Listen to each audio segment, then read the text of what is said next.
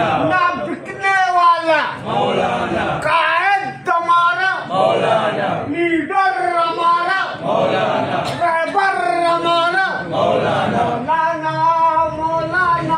بلوچستان کے ساحلی شہر گوادر سے گدروشیہ پوائنٹ کے نمائندہ عبید اللہ بلوچ کی رپورٹ کے مطابق ایم پی اے گوادر مولانا ہدایت الرحمان نے حق دو تحریک کے آفس میں عوامی اجتماع سے خطاب اور لوگوں کے مسائل سنے۔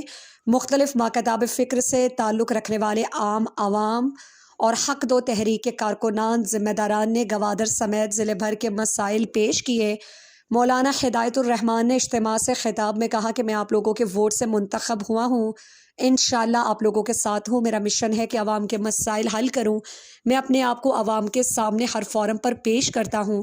اس موقع پر مختلف سیاسی اور سماجی شخصیت عام لوگوں نے ایم پی اے گوادر مولانا ہدایت الرحمان سے سوال کیا اور اپنے حلقے کے مسائل پیش کیے۔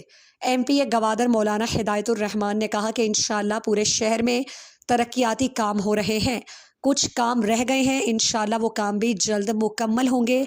فٹ بال گراؤنڈ، پانی کے مسئلے، تعلیم، صحت اور دیگر منصوبوں پر کام جاری ہے، کوشش محنت جاری ہے، انشاءاللہ بہت جلد تبدیلی آئے گی۔